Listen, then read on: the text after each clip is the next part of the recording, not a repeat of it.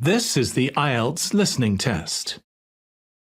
You will hear a number of different recordings and you will have to answer questions on what you hear. There will be time for you to read the instructions and questions, and you will have a chance to check your work. All the recordings will be played once only. The test is in 4 parts. At the end of the test, you will be given 10 minutes to transfer your answers to the answer sheet. Now turn to Part 1.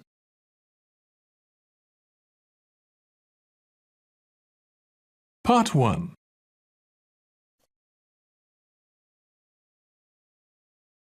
Part 1.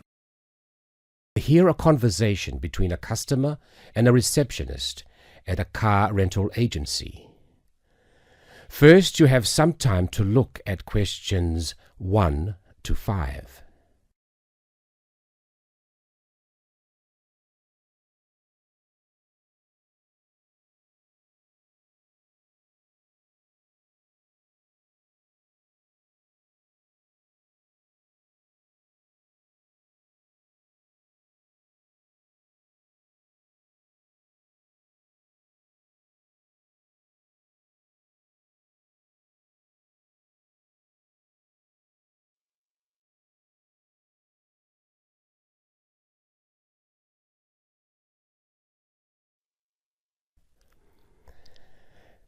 Now listen and answer questions 1 to 5.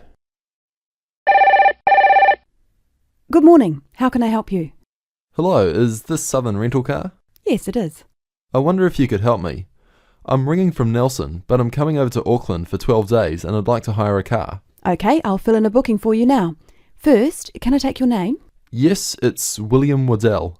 Sorry, could you spell your surname? Yes, it's Waddell. Thanks. Now, can I have an address and phone number? Sure. I live at 10 Robin Place. That's Robyn Place. And that's Nelson, isn't it? That's right. Do you want my home number or my mobile? Home number will be fine. Okay, it's 07 263 8666. Great. Now, can I also have a credit card number? Do I have to pay by credit card? Well, we need a credit card number as a guarantee. It's a standard policy for car rentals. Okay, well, I'll pay by Visa then. The card number is 4550 1392 8309 3221. And the expiry date? Sorry? Your card, when does it expire? Oh, next July. Right. Now, how long did you want the car for? 12 days, did you say? No, I only need a car for 10 days, from the 2nd to the 11th of next month.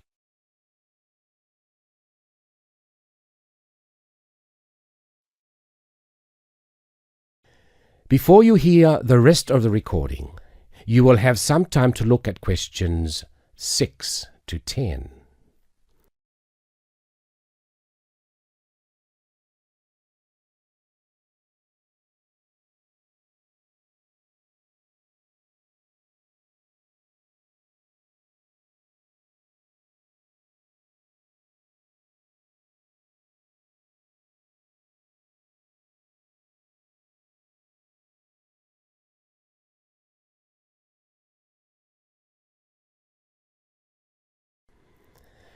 Now listen and answer questions 6 to 10. Now, what type of car are you looking to hire? Well, I'm not too worried about the model of the car, but I understand that you have rental cars from just $25 a day. Is that correct? We do sometimes have the $25 deals, but only in the low season. For the period you're looking at, the cheapest we have is $35. However, that price includes unlimited kilometres. Sorry, did you say unlimited kilometres? What does that mean exactly? That means that no matter how far you go, the cost is the same. Some companies charge for rental and then charge again for every kilometre you actually drive. Well, I am going to be travelling quite long distances. I'm visiting relatives and they live quite far apart from each other. So unlimited kilometres are probably a good idea. If you're travelling long distances, you would be better off with an automatic. Changing gears in a manual can make it more expensive on petrol. Okay, I'll take the automatic then. Right. So that's an automatic car for 10 days from the 2nd to the 11th. That's all booked. Is there anything else I can help you with? No, that's fine. Oh, sorry, what do I need to bring with me when I pick up the car? All you need is your driving licence. Right, well, thanks very much. Bye.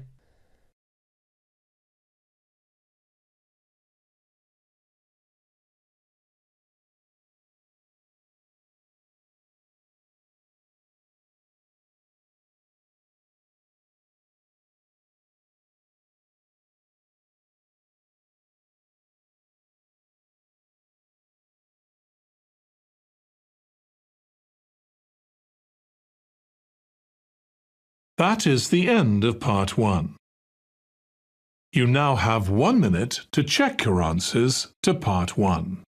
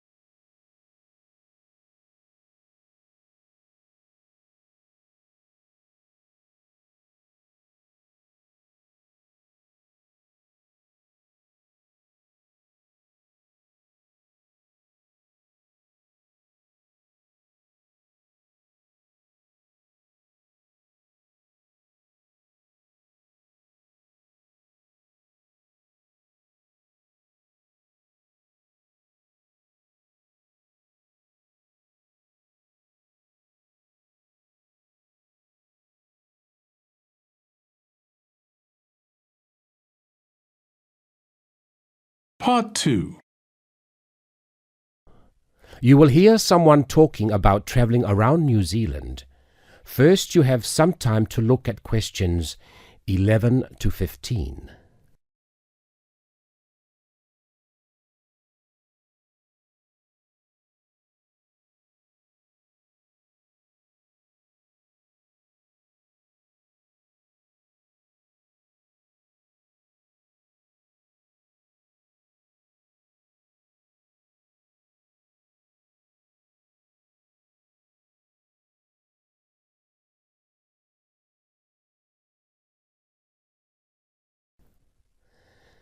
Now listen and answer questions 11 to 15. When thinking about beautiful countryside or stunning views, it has long been accepted that Australia and New Zealand have few equals. What is perhaps slightly less well known is what these countries can offer to the avid train enthusiast. Both countries have railways which pass through breathtaking scenery in the utmost of comfort. In New Zealand, you can travel from the country's biggest city, Auckland, to where a third of the population lives, its capital, Wellington, on the longest passenger rail service in the country, the Overlander. Crossing 681 kilometres, the train winds through the lush farmland of the Waikato and up the Raurimu Spiral onto an amazing volcanic plateau surrounded by native bush. On a clear day, you will be able to see 3 of New Zealand's most famous volcanoes, Mount Ruapehu, Mount Ngauruhoe and Mount Tongariro. The whole journey can be completed in 11 hours, but for those keen to see a little more of the country, the trip can be extended over 3 or 4 days. This gives travellers the opportunity of seeing the famous Waitomo caves, relaxing in the mud pools of Rotorua, or skydiving over Lake Taupo. Moving on to the South Island, you can take the Transalpine through the Southern Alps, travelling from the South Pacific Ocean to the Tasman Sea. Climbing from Christchurch right into the Alps, this 223-kilometre trip is particularly impressive as the train passes through 16 tunnels before descending to Greymouth at the end of the line. Taking only 5 hours, this is a relatively short trip, but it is worth noting that this journey has been listed as the 6th most scenic rail route in the world. For those that are not so keen on mountains, the South Island has a second option, the Transcoastal. With the sea on one side and the mountains on the other, it again shows some of the best scenery New Zealand has to offer. Also taking 5 hours, one of the highlights of this journey is the opportunities for whale watching. The fortunate few that see whales are well rewarded, but there are more common sights which are just as enjoyable, such as penguins and seals.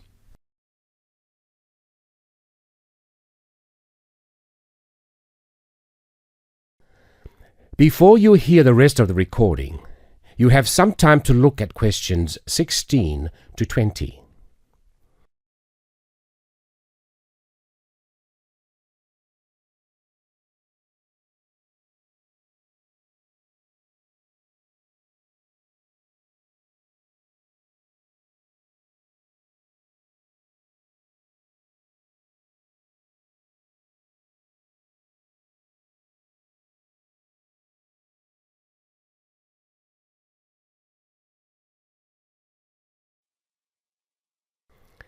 Now listen and answer questions 16 to 20. Although these 3 train journeys are undeniably breathtaking, some travellers prefer the longer journeys on offer in Australia. The Indian Pacific, for example, which travels from Sydney through to Perth and has been dubbed the adventure that spans Australia. With 3 nights on board, the train takes in the Blue Mountains and the Nullarbor Plains, and, as the name implies, the Indian Pacific shows you 2 oceans. This train journey holds 2 world records. Covering 4,352 kilometres, it is one of the world's longest train journeys. It also travels the world's longest straight stretch of railway track, 478 kilometres. For those who find these distances a little daunting, passengers can stretch their legs at a number of different stops, such as Kalgoorlie, famous for gold, and Broken Hill, first founded as a silver mine. If 3 days on board a train seems a little excessive, there are alternatives. The Ghan, for example, which travels from Adelaide in the south to Alice Springs in the centre of the continent, taking 20 hours. Passing through Crystal Brook, Port Augusta and Woomera, this journey gives an indication of what life was like for the earlier settlers as they discovered the country. Along the way, you can also see the Iron Man sculpture, which was constructed by railway workers to commemorate the 1 millionth concrete sleeper laid during the construction of the line. Finally, just a quick word about the Overland, which runs between Melbourne and Adelaide. As the first train to travel between the capitals of 2 states, it is a historic as well as relaxing way to travel, and is famous for being the oldest long-distance train journey on the continent. With so many memorable journeys to choose from, the only problem you will have is knowing which one to do first.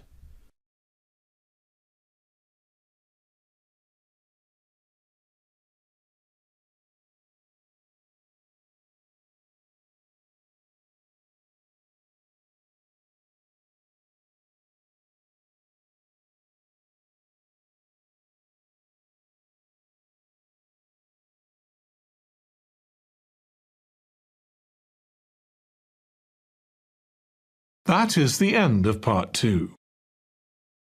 You now have 30 seconds to check your answers to part 2.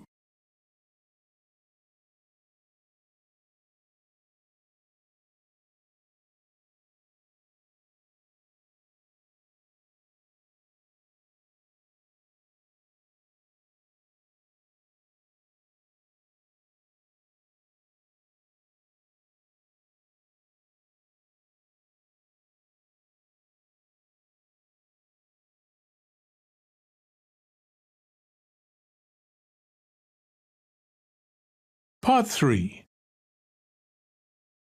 You will hear 2 students talking about a school project. First, you have some time to look at questions 20 to 25.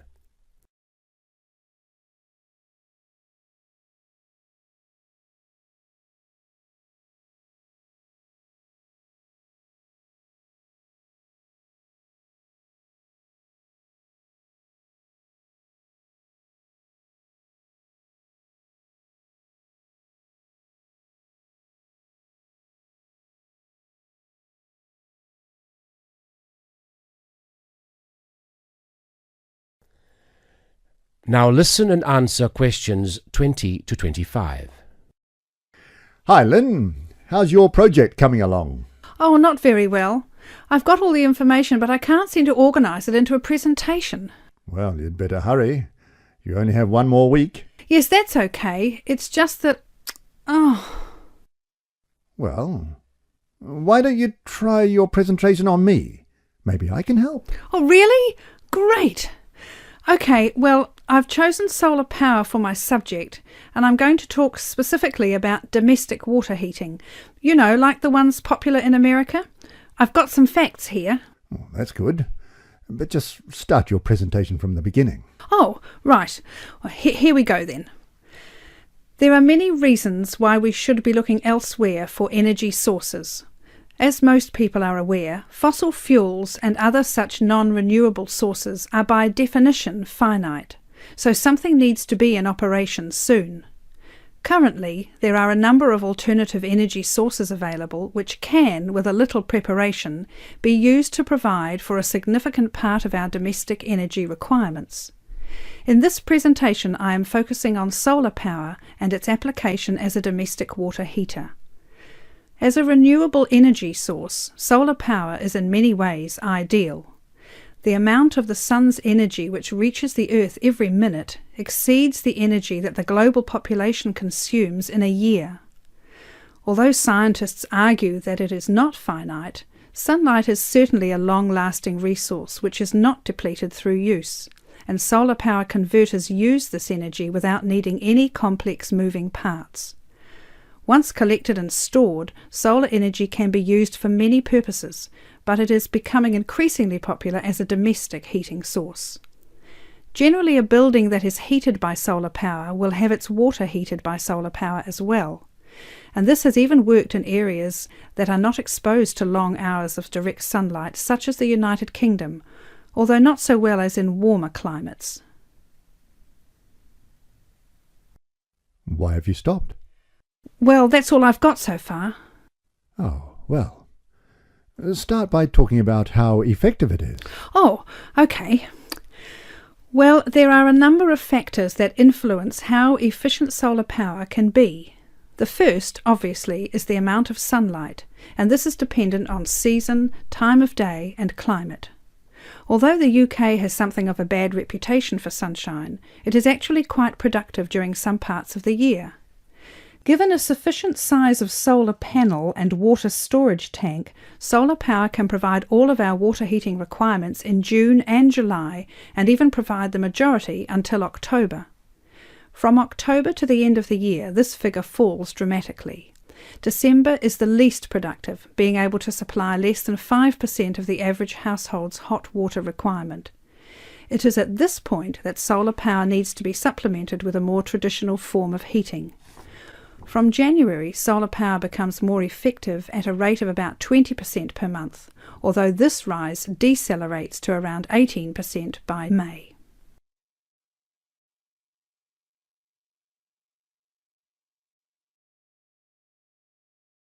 Before you hear the rest of the recording, you have some time to look at questions 26 to 30.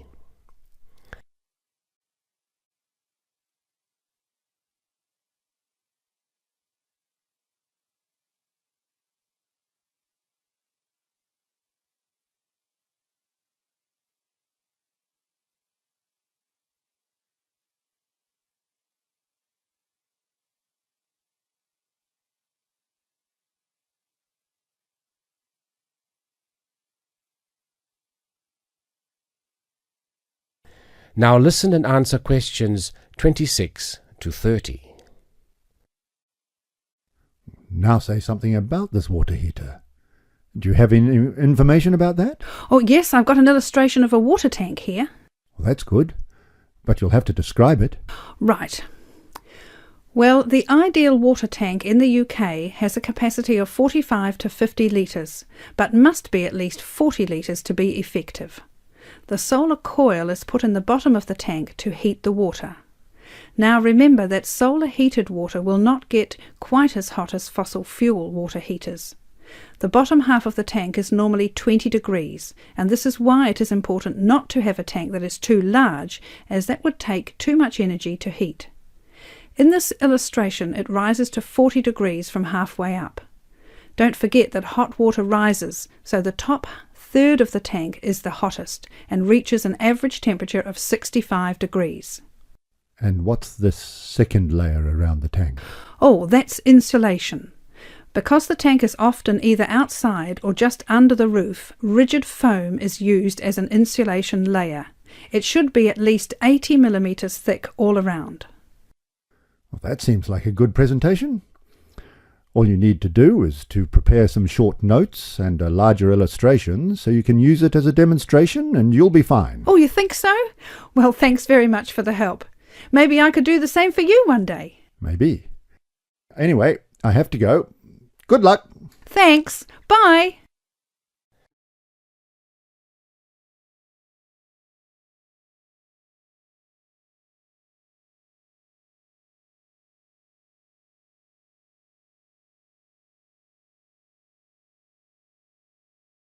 That is the end of part 3.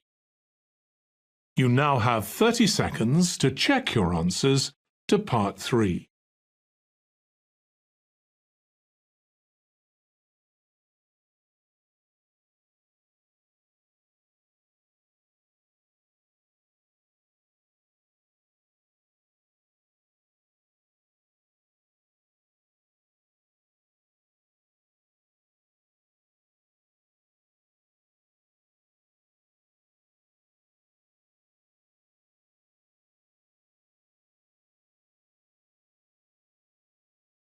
Part 4.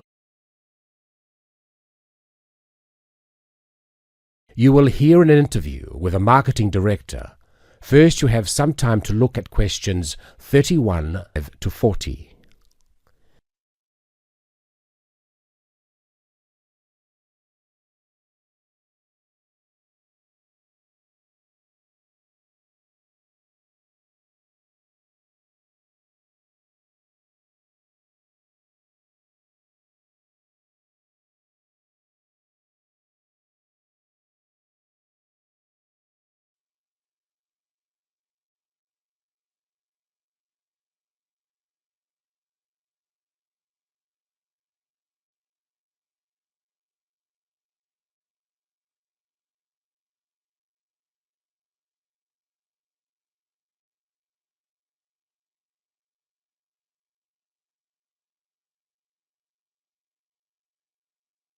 Now listen and answer questions 31 to 40.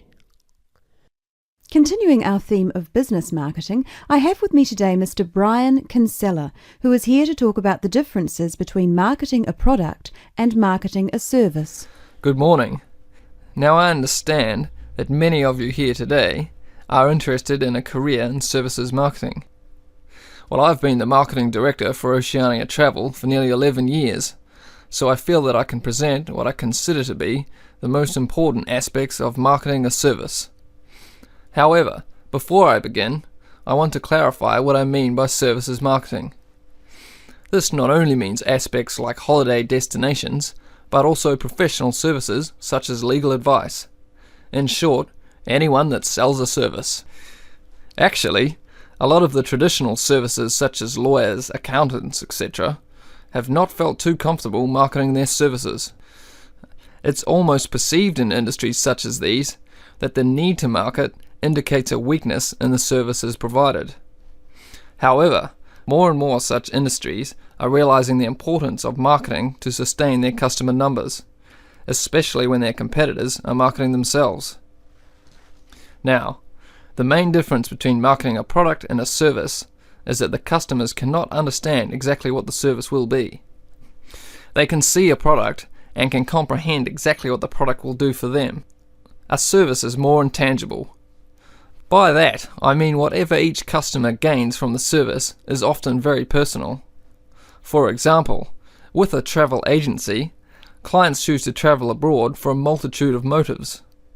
Some people travel overseas for the experience and really want to get to know the culture of the local people. Others wish to escape from reality, totally relax in sophisticated comfort, and be waited on hand and foot. Obviously, our clients will not be judging what we offer by the same standards, and travel agents, like other such service industries, have an extremely difficult job in satisfying a range of customers from diverse backgrounds with different expectations. Our company has overcome this dilemma in a number of ways.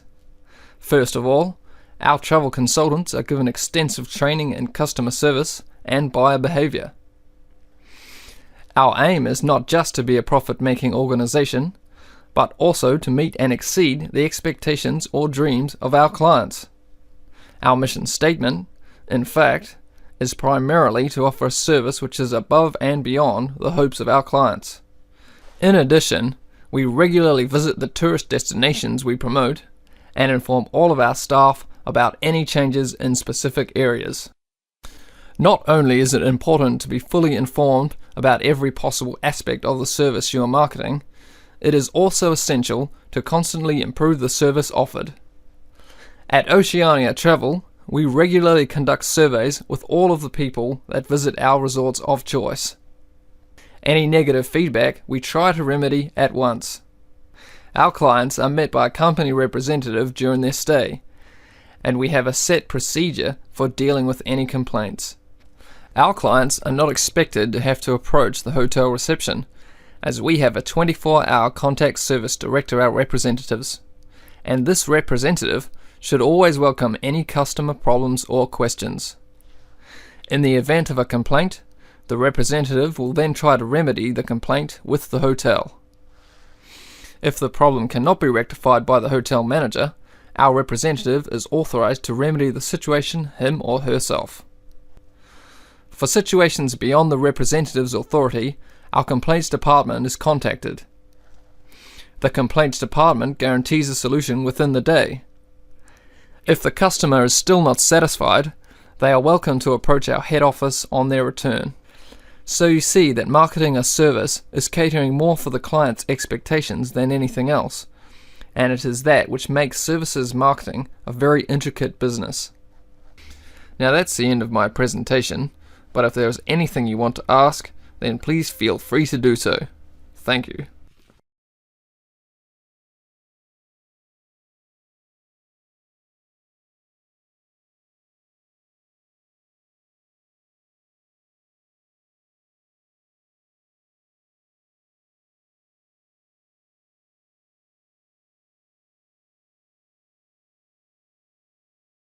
That is the end of Part 4. You now have 1 minute to check your answers to Part 4. That is the end of the listening test. In the IELTS test, you would now have 10 minutes to transfer your answers to the answer sheet.